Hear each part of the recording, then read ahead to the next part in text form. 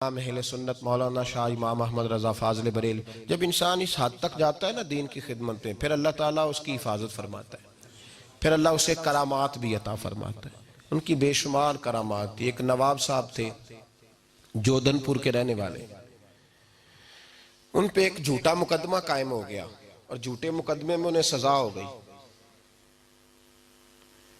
بہت سارے لوگ ہیں جو بے گناہ قیدی ہیں، کئی ملکوں میں ہیں۔ میں نے صبح بھی آپ سے دعا کرائی تھی، ہمارے ایک عزیز ہیں لیبیا میں پریشانی کا شکار ہے، اور میری 2-3 دن سے فقط یہ دعا نکل رہی ہے کہ اللہ جلدی ان کے لیے اسباب پیدا فرمائے۔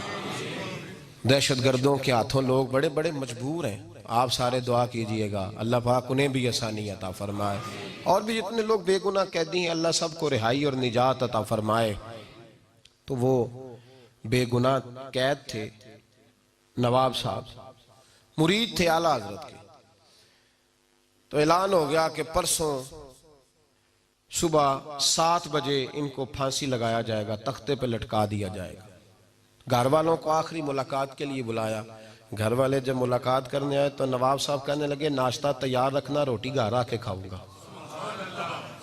ناشتہ تیار رکھنا، روٹی سویرے ہاں گھر آ کے کھاؤں گا۔ منم غلام علی حیدری ام قادری دم ز احمد رضا کا میزنم، تیار رکھنا روٹی گھر کھاؤں گا۔ انہوں نے کہا جناب آپ کی پھانسی ہے سویرے۔ انہوں نے کہا میں کہہ رہا ہوں روٹی گھر آ کے کھاؤں گا، کیا ہو گیا تو؟ بچے پتہ کیا کہہ رہے ہیں؟ بچے ان کے بیٹے جوان کہنے لگے ابا جی کا کوئی ذہنی مسئلہ بن گیا۔ بندے کو پتہ ہونا سویرے مر جانا ہے تو اس کے حالات اس طرح کے ہو جاتے ہیں۔ رشتہ دار بھی سارے کہنے لگے کہ وہ بچے روتے ہیں، بیوی روتی ہے تو کہتے ہیں کیوں روتے ہو؟ تمہیں کہا ہے نا روٹی گھر آ کے کھاؤں گا، چلو بھاگ جاؤ، ناشتہ تیار کر کے رکھنا۔ انہوں نے کہا نواب صاحب کھسک گئے تھوڑے سے، اس لیے کہ اس حالت میں ہو جاتے، کمی بیشی ہو جاتی ہے۔ این وہ وقت آ گیا، لاش کے لیے گھر والے آ گئے، تختہ دار پہ لٹکایا جانے لگا۔ جلاد بٹن دبانے لگا تھا کہ ایک آدمی دوڑا آیا، اس نے کہا چونکہ انگریز کی حکومت تھی، اس نے کہا ملکہ وکٹوریہ کی تاج پوشی کی خوشی میں آج جس کو پھانسی ہونے والی تھی سب کی معاف کر دی گئی ہے، لہذا سارے گھروں کو جاؤ۔ وہ نواب صاحب تخت سے اترے، بیٹھے بگی لاش لینے آئی ہوئی تھی، 2 گھوڑے، وہ بیٹھے، لوگ ان کے دروازے پہ اکٹھے تھے کہ میت آ رہی ہے۔ کہا بیوقوف وہ کل نہیں کہا تھا کہ ناشتہ گھر آ کے کروں گا، ناشتہ گھر آ کے کروں گا، کل نہیں کہا تھا، کیوں تماشا لگایا بین کرنے والی؟ چلو لگاؤ دسترخوان۔ لوگ کہنے لگے نواب ایک دن پہلے ہی بتاتا تھا، ہمیں بھی بتا بات کیا تھی؟ تو کہنے لگے امام احمد رضا کا مرید ہوں، امام احمد رضا کا مرید ہوں۔ کل میں نے روکے کہا حضور میں لوارث ہوں کہ مجھے پھانسی لگ جائے اور بے گناہ ہی لگ جائے؟ اعلیٰ حضرت رحمت اللہ علیہ میری خواب میں آئے تو کہنے لگے کیوں پریشان ہوتا ہے، تجھے پھانسی نہیں لگے گی، تو ناشتہ گھر آ کے کھائے گا۔ کہتے مجھے پتہ نہیں تھا اسباب کیا ہے، پر میرے شیخ کی زبان سے جو جملہ نکل جاتا ہے میرے لیے حرف آخر ہوتا ہے، میں اس میں اپنی مرضی کے ترجمے تشریحات یہ وہ اس طرح بھی تو ہو سکتا ہے، یہ نہیں میں لگاتا، کہہ دیا تھا سو کہہ دیا تھا۔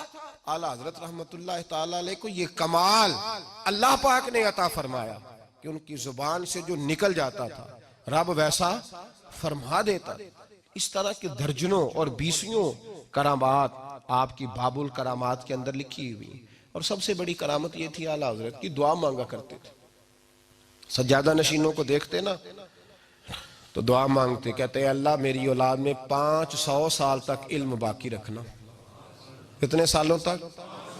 5۔ بریلی شریف کے جو صاحبزادے ہیں نا ان کو اجازت نہیں اپنے نام کے ساتھ صاحبزادہ لکھنے کی۔ آپ جتنے بھی صاحبزادے آتے ہیں یہاں بھی الحمدللہ کافی کی، کسی کو حضرت صاحب صاحبزادہ لکھنے سے منع کرتے تھے، فرماتے تھے صاحبزادے نہ بنو، بندے دے پتر بنو۔ اکثر فرمایا کرتے تھے، فرماتے تھے بندے بنو، صاحبزادے وہاں اجازت نہیں، مزاج ہی نہیں۔ اعلیٰ حضرت عالم ہوئے تو ان کے بڑے بیٹے بہت بڑے عالم ہوئے، چھوٹے بیٹے اتنے بڑے عالم ہوئے کہ ہندوستان کے سب سے، اور لوگ تو تاریخ بھول جاتے ہیں نا۔ اعلیٰ حضرت کے چھوٹے صاحبزادے مفتی اعظم ہند جب سجادہ نشین تھے تو ضیاء الحق کے زمانے میں پاکستان میں ایک بحث اٹھی تھی کہ چاند نہیں نظر آتا، وہ اس طرح کرتے ہیں، کچھ لوگوں کو جہاز میں بٹھاتے ہیں تو 38,000 فٹ یا 40,000 فٹ کی بلندی تک جائیں اور چاند دیکھ کے آ جائیں، اگر نکلا ہوا تو ٹھیک ہے۔ اب اس پر بحث ہونے لگی علماء کے کہ جائز ہے کہ نہیں، اوپر جا کے دیکھ آتے ہیں عید کا یا رمضان کا چاند۔ تو جب کوئی مسئلہ حل نہ ہوا تو پھر بریلی شریف حضور مفتی اعظم کے پاس فتویٰ بھیجا گیا۔ تو چھوٹے بیٹے اتنے بڑے مفتی تھے کہ انہوں نے کہا نبی پاک صلی اللہ علیہ وسلم نے چاند دیکھنے کا حکم دیا ہے، ڈھونڈنے کا اور پیچھے جا کے پکڑنے کا حکم نہیں دیا، وہ پکڑ کے لاؤ کدھر ہے۔ تو نبی پاک صلی اللہ علیہ وسلم نے دیکھنے کو کہا ہے، تو زمین پہ بیٹھ کے دیکھو، نظر آ گیا تو ٹھیک ہے، نہ آئے تو بالکل جائز نہیں تمہارا جہازوں پہ بیٹھ کے چاند ڈھونڈنے جانا۔ تو ان کے فتوے پر پاکستان میں یہ قرارداد منظور ہوئی کہ چاند اوپر جا کے دیکھا نہیں۔ اس طرح کے درجنوں فتوے، بیسیوں فتوے آپ نے اپنی زندگی میں دیے۔ ہمارے زمانے میں مفتی کم ہیں، ناقل زیادہ ہیں۔ بار شریعہ سے دیکھا لکھ دیا، فتاوی رضویہ سے دیکھا، وہ مفتی تھے، قرآن و سنت ان کو ازبر رہتا تھا، ایک ایک چیز کی درجنوں دلیلیں دیتے۔ امام احمد رضا فاضل بریلوی اتنے بڑے ولی تھے، اتنے بڑے کامل ولی تھے کہ ان کی اولاد میں بھی اللہ نے سلسلے کو جاری و ساری رکھا، اور وہ ترتیب کے ساتھ پہلے ان کے بڑے صاحبزادے، پھر چھوٹے، ان کے جو پوتے تھے نا، ہمارے حضرت کے والد مولانا ابراہیم رضا خان بہت بڑے مفسر تھے، بڑی مضبوط تفسیر قرآن پاک کی لکھی، اگرچہ مکمل نہ ہو سکی، وصال کر گئے، لیکن بہترین عالم تھے، مصنف تھے، مفسر تھے۔ اور سب سے بڑھ کر یہ تھا کہ جس طرح مدرسہ انہوں نے چلایا ہے، تاریخ میں مثال نہیں ملتی۔ استادوں کی تنخواہیں دینے کے لیے قحط ہو گیا، جب پاکستان بنا ہے تو حالات خراب ہو گئے، وہاں دنگا فساد تھا، تو لوگوں نے کہا کہ 6 مہینے کے لیے علماء مدارس بند کر دیں، چھٹیاں دے دیں، نہ چندہ ہے نہ کچھ دینے کو ہے۔ تو مفسر اعظم نے اپنی زوجہ کا سارا زیور بیچ دیا، گھر کی ہر چیز بیچ دی، یہاں تو مدرسے کے نام پر کوٹھیاں بن رہی ہیں نا، بیچ دی ہر شے، اور بیچ کر اساتذہ کی تنخواہوں کو مکمل کیا، لنگر پکائے۔